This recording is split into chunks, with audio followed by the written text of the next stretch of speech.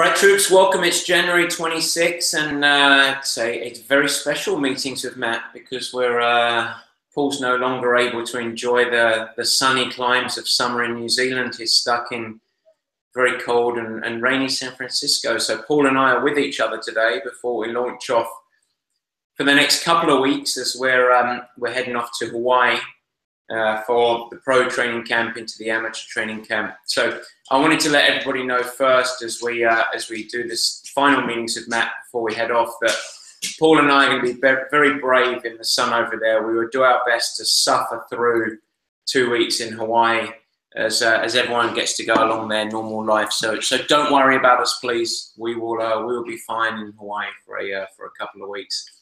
Today's focus is strength and conditioning. With a little nod towards the end, we want to talk a little bit about staying healthy as well, and integrating the habits, some of the things that you can do from a manual standpoint to keep yourself healthy. So we're going to have a little discussion to start today's discussion, or to start today's meeting around strength and conditioning. And the first thing I'm going to do is keep it in between the tracks of preseason, and for most athletes that are moving towards the back end of phase 1, moving into phase 2 of Purple Patch strength and conditioning. But then we're going to morph into a more conceptual discussion around some of the things that you can do outside of the gym before your sessions as a supplement, and try and frame what we're looking to get out of strength and conditioning as a whole. So hopefully I won't dominate. We've got some notes here, so Paul and I will go back and talk about it. In general terms, this part of the year, and backtrack a little bit, with the assumption that athletes have gone through strength and conditioning, the early stages of it have been relatively consistent and have gone on the journey of postseason globally, and have been doing strength training up until now, we start to morph into this part of the year where, with the exercises you are doing in the gym, you're going to start to see a greater load placed on yourself. There will be a reduction in the key exercises in the number of repetitions, and correlated with that, an increase on the load that we place on the muscle. The net effect of that is that you will start to experience in your strength and conditioning, bearing in mind we are still a long way away for most athletes from the very key races of the year, you will start to experience a little bit of fatigue from what we call the bullseye, the swimming, cycling, and running. The most important things that we care about in any given week: swimming, cycling, and running. The strength and conditioning at this time of the year, under the central umbrella of training, does start to have a little bit of effect because the demand on over-recruitment is very important. This phase of training in strength is important, and it's particularly important. It's important for all athletes. But I think that if you are an older athlete, and by older I mean moving into 40s and beyond, so I guess that would include me, or if you're a female athlete, or both, female and older, strength training is really important. We have to, as we start to get older, we start to lose density of muscle and elasticity of muscle and the ability to recruit muscle. We also lose density of bone, particularly postmenopausal women or women that are going through menopause, and older men as well. And so we want to start to bubble up the importance of strength training globally, and this time of the year, in order to mitigate or reverse the effects of loss of bone density, loss of elasticity, and ability to recruit muscles, we have to do some strength training. And that strength training has to include some heavy over-recruitment. So heavy over-recruitment is much of what we're going to talk about today, and ways that you may be able to sneak it in by executing the Purple Patch program, or some of the stuff we're going to talk about to give you some ideas before you actually go into some of your key sessions, and things that you can do, not necessarily just in the weight room, including leaping and bounding and sort of more plyometric based exercises. So that's an overall framework when we think about it. Let's take a step back and let's think about what we're trying to accomplish. So when we think about strength and conditioning for an endurance athlete, we don't want to think about it so coarsely as just to think about, I need to be a gym rat. Our goal is we have our bullseye, our 3 disciplines, and we want our strength and conditioning to link, or the dots to be joined, so that anything we're doing is assisting our performance in these 3 elements that we're looking to do: swim, bike, and run. So in pursuit of not looking to dominate the conversation, Paul, when you think about strength and conditioning related to the endurance athlete, what are we trying to get accomplished? Well, I guess the first thing is that it's a good marker of your focus on training, because within these strength and conditioning sessions, you know, we're asking 2 or 3 times to commit 20 minutes per session, so 2 or 3 times 20 minutes per week for general well-being, injury rehabilitation, all-round feel-good part of the training that just supports good health. And if you find at the end of a week you haven't done 1 strength session, or you've minimized the importance, you need to have a look at the whole program and think about your commitment to it, because this is you know, it's not the bullseye, as Matt said, but it's a really good marker.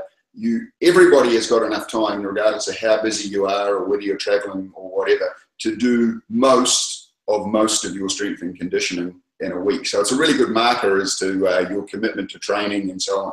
You want to make sure you tick these boxes every week. And when you are ticking them, I mean, I am not the strength and conditioning guy. I don't know all the squatting, wombat, leaping, mantis exercises and so on in detail.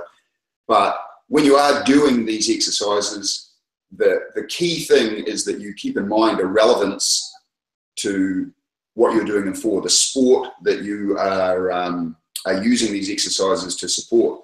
So it's an important thing, and we'll go into that a little bit when we talk about the different sorts of the strength and conditioning components. Yeah, I think taking a step back of what many athletes, and some athletes, but people are all over the place with strength so far as what phase they're in. But the first phase of strength and conditioning that any athlete would go through with Purple Patch is movement patterns. And there's a whole bunch of strength to be gained from there. I think when we think about joining the dots between the strength exercises that you're doing in the gym or at your home to actual sports performance, interestingly, phase 1, where there are more exercises prescribed globally and they are more micro movement, typically one joint or very much coordination and neurological type exercises, they're potentially is further away from sports specific bounding, leaping and movements that we progress to. But those are really important because we want to, that first phase of strength, we want to ensure that we are establishing proper posture, which is obviously something that's really important in everything, swim, bike and run. You hear Paul and I talk about posture as the pillar. So we want to be able to strengthen and put yourself in the ability to be able to go and find proper posture in any dynamic movement that ultimately you're going to do in life and in sport. You also want to be able to ensure that you are doing proper movement patterns or baseline movement patterns of which we can then add load to. So if you've gone through the first phase or you're coming towards the end of the first phase of strength and conditioning globally, that's been the purpose. And there's actually typically when an athlete starts, there's a really good ramp up in overall strength gains in that first phase, but the majority of the strength gains aren't due to growing muscle mass and not due to really getting stronger from muscle morphing or fiber type or growth of muscles I talk about. It's mostly neurological. It's programming the body to move properly. It's just recruitment of muscle and the improved synchronization and coordination. Now we come to a place, and it's a great time because we're far enough away from our key races that we can do this without any fear of impacting the key races from a fatigue standpoint. Now it's time to load. And this is really important. So as we move into this phase of strength training, we need to load. We need to place great load against the muscle. And we can do that by really two ways. And both ways must be supported with proper movement patterns first. So we have to carry the technique, carry the good movement patterns into this. But there are two ways that you can over-recruit or supply great force onto a muscle. The first is adding weight to the exercises, and that's classic gym. The second is explosive work, making yourself accelerate or bound or leap or jump, and that causes an over-recruitment as well. So we like to use both, and the good news is to be effective in that vein, in that mindset, you don't have to do that much. It can be very short and can be very sweet. So your ideal state with strength and conditioning, our dream state, is that you're working individually with a highly reputable strength coach who's building a program that synchronizes beautifully with your season of endurance training, and they understand the demands of endurance training, and they're creating a tailored program with you executing underneath their supervision on a daily basis. That's the dream situation. Our pro athletes get to do that a couple of times a week, 45 to 60 minutes under supervision, tailored all the way through every single week. The vast majority of us don't get to do that. And as Paul just said, that isn't a reason to skip out on strength or dilute it. The next best thing that we can do is utilize the Purple Patch program, which is a very, very good program. It's a really robust online program. Use that as your starting manual, as your guide, as your Bible to get through strength and conditioning, to understand the three phases of training, and then apply it to the reality of your life. And if you just followed it loyally every single session, you could easily accumulate 40, 50, 60, 70 minutes of strength training. For most of us, that's not reality. So we need to extract and draw and be really pragmatic with our strength. And so there's a few different ways that we can do that. Obviously, the first is ensuring we understand for ourselves the therapeutic injury rehabilitation side of strength and conditioning to try and keep us healthy and to sustain health.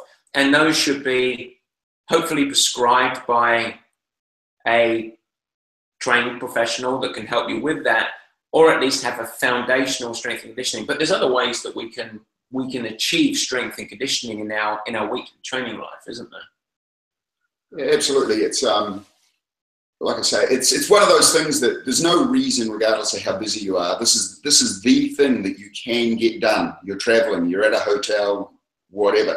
You don't need a lot of equipment to do a lot of this this sort of work. And it can be your 20 or 30 minutes in a busy day can be simply putting aside 10 minutes when you first leap out of bed in the morning, or drag yourself out of bed in the morning, and 10 minutes before you stagger into bed at night. If you do appropriate exercises, and then there is the aspect of incorporating event-specific exercises prior to a key session. which gives you that same neuromuscular connection that you can potentially carry into that session. As an example, you might swim in the morning and then in the middle of the day or towards the end of the day have an opportunity to do strength, and the run that you're doing of that evening is a strength endurance or a hill-based run working on form. You might do some of those neuromuscular, those bounding, coordination, balance type exercises to prepare yourself to do that evening session with the best possible form and the best possible opportunity of getting maximum benefit out of it, both by way of form and physiological response. So you can make the strength thing, it's great when you can put it aside and completely focus on it in that ideal world with someone who can supervise you and make sure that you're following the right protocols and performing the exercises correctly. But it can be quite simple and it can be integrated into a training day and still get really good value out of it. And I think it's important to appreciate, as you mentioned there, it doesn't have to be all in one session. So you can, in the morning post-swim, you can do 10 or 15 minutes of coordination, more central core work and stability work, but you may incorporate before, as you say, going for a run, some bounding exercises or some exercises where you're stepping up with good form and joining the dots between the actual exercises that you're doing outside of the sport-specific environment, in other words, it's strength, joining the dots of understanding how it correlates to good running form in this example, or good bike posture in another example.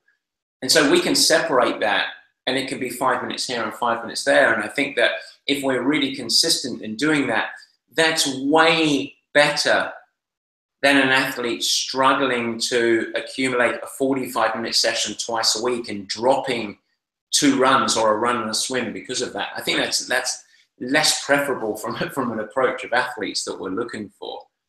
Talk a little bit about that, Paul, because you mentioned earlier praying mantis or something, some of the exercises that maybe have the funny names. But I think one of the challenges that we have with these highly specific strength exercises that the strength and conditioning world have, and they're all well-meaning, they're all great.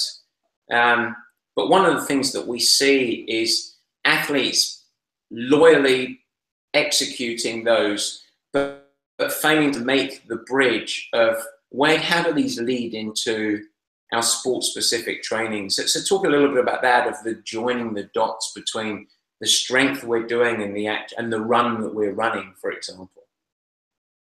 It's an interesting one, because some of those aforementioned professional athletes who have comprehensive strength programs, every now and then they forget to join the dots as well. They do this strength program, and there's no doubt that it supports good training and general performance, and helps injury prevention, gives you a broader range of motion and resilience and so on.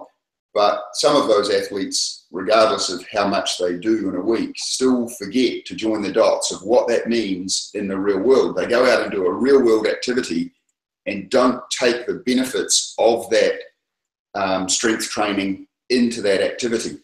And the running is a perfect example that one of the things you can do with the dynamic exercises and so on in your strength program is connect with parts of the body that are difficult to connect with. And the most obvious one is posterior chain activation in the run. It's the last thing that arrives in a person's technical running. It's the first thing that leaves when you get fatigued. And yet some people do a whole bunch of exercises that when you look at them in their technical detail, you think, wow, that would be really good for a strong push off the toe and running, but they don't take it to the run.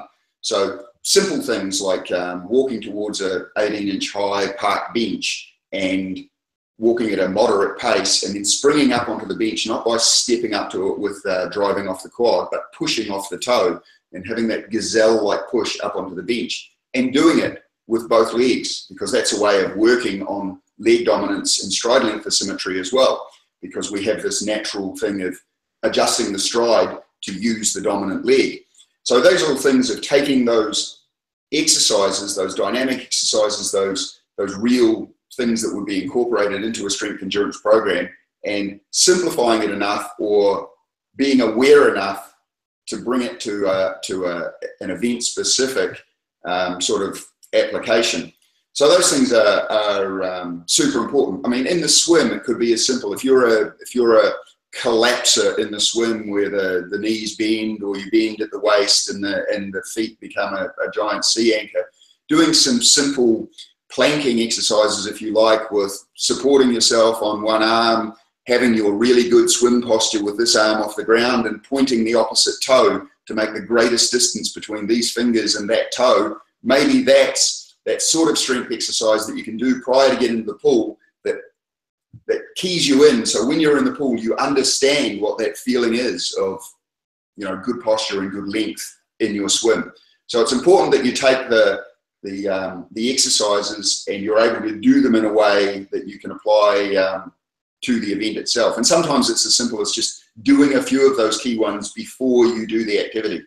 And then it's a way of taking it from isolated strength session to transferring it to the actual, you know, event specific.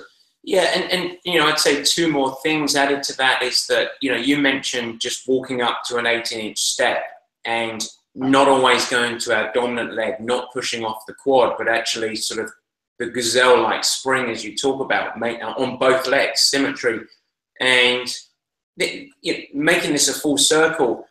A couple of weeks ago, we talked about trail running and the instability of the surface on trail running, and that's a self-correction that occurs there with many of these natural dominance things that occurs as well, isn't it? It's obviously all of this is really linked. The second thing that I would say is that, you know, if you just search dynamic warm-up, there's a really nice video that is 2 to 5 minutes of exercises pre-run. This is a lot of stuff that we're talking about where this is not really strength training as from an overforce, but it's neurological training before you go running. One of the things that is going to be our focus, one of the many focuses of the Hawaii camp this year, is we're going to be talking about intent of training a lot this year. And even with our pro athletes, talking about how are you doing an easy run? How are you going about an easy run? Is there any thought on the easy run before just outside of just going easy? And putting a bit more intention about it, putting some form into it. And the easy runs, it's great to sort of go through a little warm-up, actually do the dynamic warm-up to open up the connection between brain and muscle, but maybe actually doing some bounding, some step-ups onto park benches and things like that, and then saying, okay, now I'm going to try and join those dots. So that fits under the orb of neurological conditioning, strength and conditioning a little bit, and is easy to integrate, and even some real bounding, some real driving, some double-footed drives and explosion. It's really important stuff to over-recruit ultimately for our overall muscle health. Anything else on the strength stuff specifically, Paul? Yeah, I mean, Matt mentioned that we were coming to a place where individual movements, where the brain gets to connect to individual movements, start becoming more dynamic with more resistance. So one of the sort of third, you know, we've got our posture, we've got our dynamic and movement-based strength exercises, and then we have resistance-based exercises outside of the normal range of triathlon activities. So the reason the exercises were very specific with less load and they progress because it's obviously easier to connect with those parts of the body one piece at a time before we start doing them with multiple movement patterns and resistance. You know, if we don't do the first thing, then the second one generally results in an injury and, you know, less specific evolution. But with those resistance things, it's important to do. Triathlon's a great sport because we have a lot of different movement patterns and so on, as opposed to just cycling or just running or just swimming and so on. So you get a better all-body conditioning. But just going outside of those normal ranges is really important. Just like the end-of-range training that you're doing for physiological evolution, going outside the range with your strength and your movement patterns is good as well. Loading the shoulder at a slightly different way, than swimming brings. Doing deep squats or lunges with a different knee flexion that running and cycling brings, and in a loaded way, will mean that when you're performing it in an exercise specific way, there is a bigger range, less, you know, chance of injury, better activation, and so on. So it's important with that, as the movement patterns become loaded, that that you understand that it's a way of making sure that as race-specific training happens, we're broadening the range of what we can do and not narrowing it down. The final thing I'll say on strength is linking it all together. This is a season-long endeavor. And as Paul mentioned, and I mentioned earlier, the first part is movement patterns. The second part, as we move into now, is load. And this is where you can get stronger. This is where you can get more explosive. Looking forward, finally, when we move to race-specific training, when the training volume or overall load comes up for many of you guys as you start to ride outside, run outside, and we start to have the key races, our ability to get stronger diminishes. We have to retreat, but we must continue for this work that we're going to do now to be effective. It might be once a week, it might be 2 very, very short sessions a week, but we must maintain the work that we're doing now. We must visit it again to keep joint health, to keep those performance gains, to keep the coordination and recruitment. So fast forward, this is a season-long endeavor. This is something that you do as a part of your program. Just know that now the bubbling of its hierarchy and importance is close to its highest right now, and it will dissipate, remain important, but dissipate in the hierarchy of your overall training load as we move into the more race-specific phase of the season, which is good to know. The final thing I want to just talk about very briefly is the therapeutic side of stuff. So the first thing is our goal is to maintain joint health, maintain muscles, tendons, ligaments, state of recovery, maximize the effectiveness of our training. The first thing, the primary thing before we talk about joint recovery or anything like that is good habits. So sleep, fueling after workouts, daily hydration, a good platform of eating. That goes without saying. We won't talk about that today, but that's your predominant, most important component of it.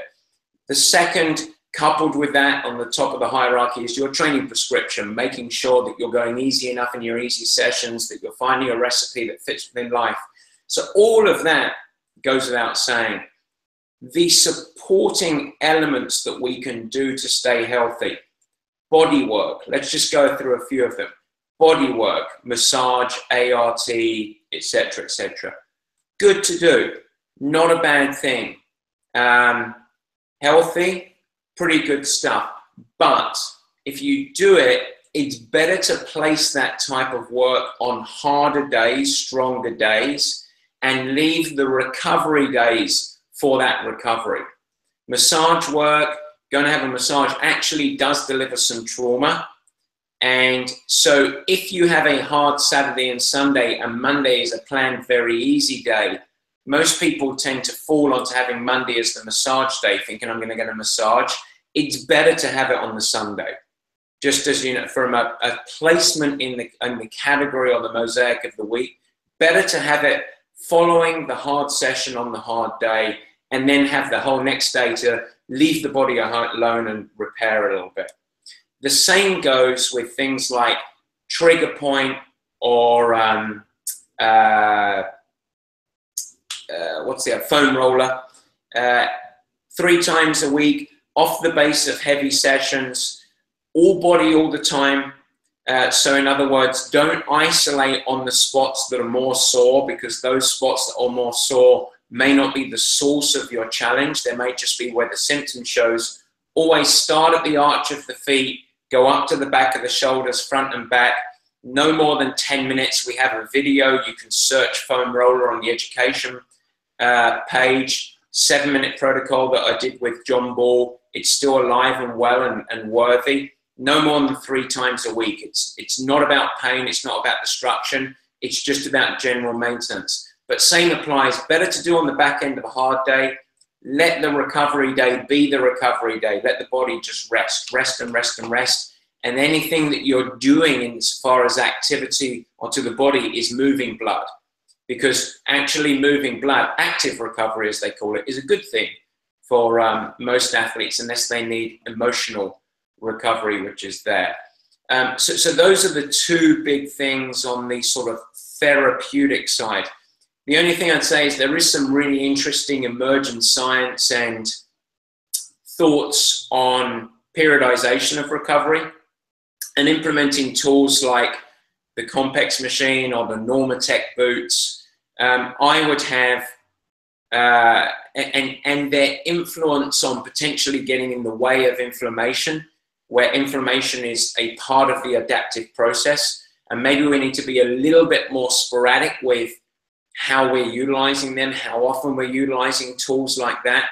If you do use those tools, I think it's fine to do it off the back of the hard days. But there is some interesting thoughts / research coming out about maybe holding back off of that type of stuff and waiting until 2 to 3 weeks before your key events and having that as almost a part of the taper to really freshen up.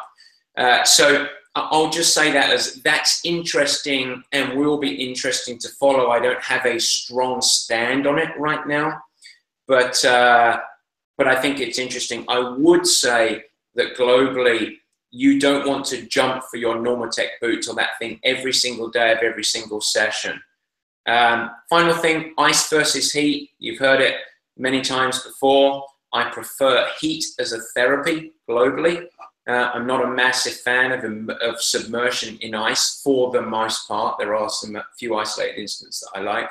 But overall, sitting in the hot tub post-swim, bringing core temperature back up, steamer and things like that, all very good stuff. So yes, that's strength and recuperation. I guess we can open it up to questions. Anyone got a strength question specifically? If not, we're going to dive into Nancy Pansy. Let's start with Nancy Pansy. Couple questions. First, in the swim, what are your thoughts about paddles, using paddles while doing the purple patch drill? Paddles and fins, I would probably use fins as well to give you the natural body movement. But it's sort of similar to what Paul was just mentioning there of joining the dots. If it helps you join the dots because you've got this pulling surface that you can feel the acceleration, because what should happen with the purple patch drill is if you get the timing right, much like if you get the timing right of a golf swing and the ball comes off the bottom of the club and goes much further than maybe your effort would suggest, it's because of poetic timing. And while in swimming, you do have to hold the water and accelerate the water. It's not going to happen for free. But if you get the connection right, you should feel this whoosh, almost like the timing's right. And it is very similar to, wow, that was a perfect throw or a great swing of the baseball bat or golf club or one of those. It's the same thing. So if it helps you with the proprioceptive awareness, it's great. There's nothing wrong with it at all. I would say that you want to be able to get there without as well. So I would interchange it. But all of the tools, ultimately, if it's like, okay, I get what he's talking about, I feel it, bada bing, you're in a good place. Good, thank you.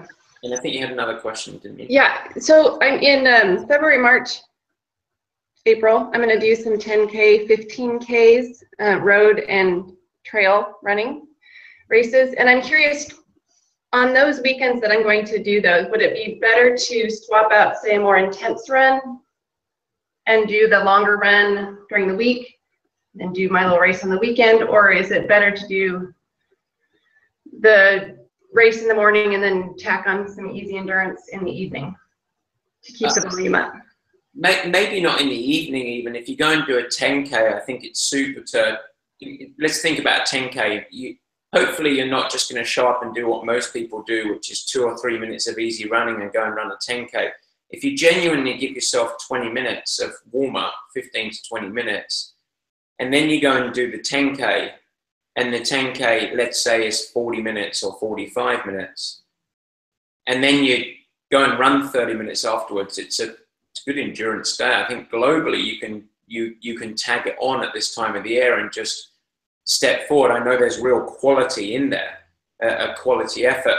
It's just going to be awareness of, okay, is that other key run session a week that's maybe just, let's just say arbitrarily, a build to max strength endurance set, does that fit in with the overall week? And if you feel like it doesn't, you're like, I need to pull that out because I'm really getting fried.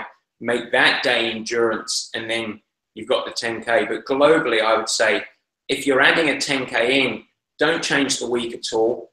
Progress through, but do a proper warm-up, do the 10K, and then finish off with X number of minutes following with good form, easy or smooth. It's a really big driver of resilience. Anything to add there? No, it's yeah. Most people's normal training weeks have a weekend component because it's when you can get out and actually spend some hours. So juggling that weekend, like Matt said, is important. If you look at the rhythm of the training and the intent of the training, and there's a little bit of a run endurance component going, doing a 10K on a Saturday and then still doing your endurance run on a Sunday morning is a great way of getting the double whammy out of the endurance run. It'll probably make sure your endurance run's done with the intent and purpose it was meant for as well. But yeah, that sort of stuff is pretty good. And also playing around with whatever happens. If you do want to do well and use it as a little benchmark with the last time you did the 10K run or whatever, make sure that the prep day you do before is appropriate as well. And you can play around with 2 or 3 sessions in the week to make all that fit together. Yeah, it's good though. It's good.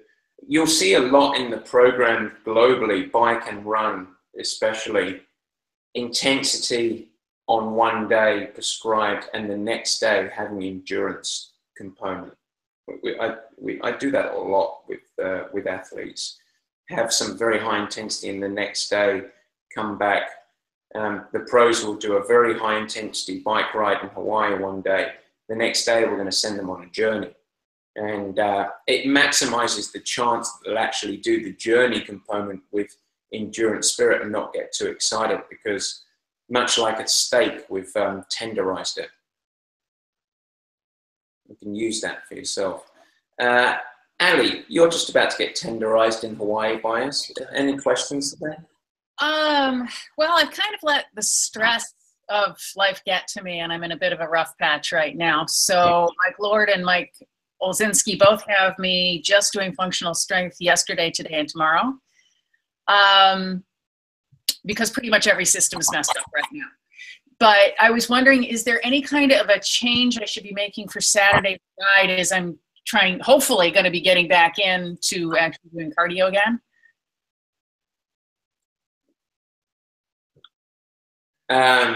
We're just looking at each other, who's going to answer. I mean, the first thing I'd say is do what Michael tells you to do, because he's closer to whatever is described, but I would make sure this weekend is feel good. I wouldn't go and do Russian sprints or maximal effort stuff. I would do feel good endurance training.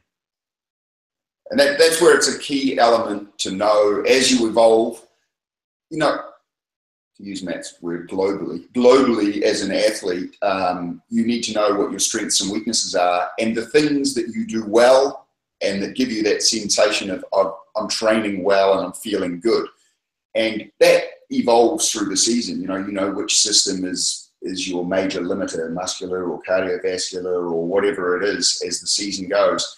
But on a day when you're coming out of a bit of a low patch, or as you evolve, look at the intent of the sessions. But if all else fails at any time of the year, whether it's just a bad day at the office, doing something is better than nothing.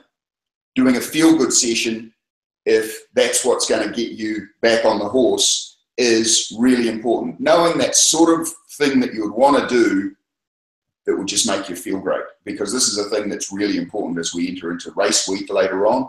You want to be doing stuff that makes you feel good, keeps the fitness up, but makes you feel great. And that's a little bit different for everybody. So figure out when you get the chance to get back on your bike and go for a ride, go for the ride that you love the most. And if there's an opportunity to put some of the work, if you feel great, some of the work that was prescribed for that day in the program, if there's an opportunity to put some of that into that ride, give that a crack. But other than that, just go do something that that you enjoy. Simple. Sounds great. Thanks, guys. See you soon. See you soon. Roger Dodger, are you there, or are you eating lunch or sitting by the pool? A little bit of everything. I'm just soaking it up. No questions today. Good man. How about Mr. Kellerman's? My guess is he's got the same. Oh, I got questions. Plenty. What do I deserve 3 Russian sprints for? But I'll answer that probably myself after the first one. I have a connotation issue with some of the workouts. I've seen something new and I don't necessarily know how to interpret it. I'll give you the example. It was Friday last week. 1 minute zone 2 choice RPM, so that's easy. 1 minute zone 2, 3, drop RPM to 5 under, and then you provide an RPM behind it. So is that 5 under that RPM? Remember, German, very number oriented. Or is that 5 under my choice RPM? No, I wrote a bunch of workouts last week. Dave, for everyone's benefit, Dave is coached by me individually. I ran a bunch of workouts last week. And today, in fact, Boris, I saw Boris on here earlier. I think he's gone, but another guy, Cedric, as well. In our classes in San Francisco, I use a language that incorporates everyone riding at their most comfortable, as though they're riding on a flat road cadence. And that correlates to a speed on the CompuTrainer, and we call that base speed. And the way I manipulate cadence for everyone, because everyone's base speed or base cadence is a little bit different, is I utilize speed on the treadmill or on the trainer. It correlates to about 5 RPM. So as I was busy tapping out sessions last week, I think I put in 2 or 3 athletes. I was doing that. I was doing a program after class on Wednesday or something. So Dave, next to it, there should be RPM. Just ignore it. So just head for that number. Same today. I have over 95 plus 4.5, under 50, 7 under or more. So I'm just going to shoot for the 50 and not for 43. Exactly. Perfect. Yep. And I'll answer the Russian sprint question when we're in Hawaii.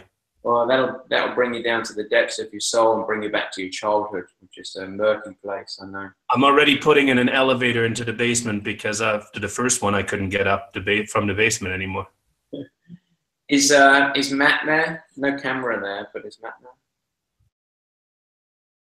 5, 4, 3, 2. Jordan, how are you feeling? Are you poorly? Yeah, I'm drugs, but yeah, I aches. So slept in this morning, sent my husband in my place. So yeah, he did very well. He represented the family very well. Oh, he actually showed up on time. I had. It was early, yeah. He was on time, which for him is early. So, any big questions as you launch forward? No, no. I'll see you guys next week in Hawaii. So I mean, yeah, if I'm taking a few days off now, I start panicking about New Zealand, but.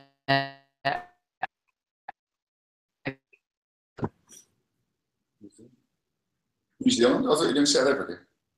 Oh, yeah, I meant South Africa. Paul and I looked at that New Zealand. I would be worried if it were New Zealand. It's like I thought I had a partner in crime now. Well, I thought I was building a training program for the wrong race. I was starting to panic. I was going to have to try and flap my out. Things are looking great for New Zealand, Jordan. Really, really good. We're ready to get ready. Crikey, we better start training for it. It's only in 3 weeks. No, South Africa. Anyone else got any questions? If not, we'll have 5 minutes just to make fun of Roger, which it's still not enough time, but it's still great fun. So, not hard to do.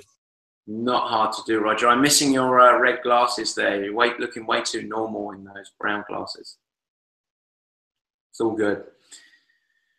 Well, troops, onward and upward. Thank you. We will miss you. Just so that you know what's coming.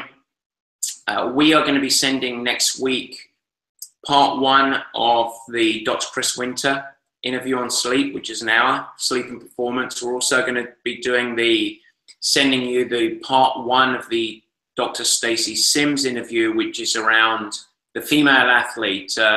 So very minor actually on nutrition and fueling and hydration. That's very much in the background, more about strength, endurance, recovery, menstrual cycle, menopause, and elements like that. Everything for the female athlete. Very, very interesting discussion that I had with Stacey. Very, very informative. So I'll send that to you guys. We're also been doing some interviews of the pros when we're over there in Hawaii that we're going to ping to you guys as well. So I'll be posting some stuff on Facebook, the private Facebook page, as we go through the camp technique stuff, and also on Instagram if you follow us there.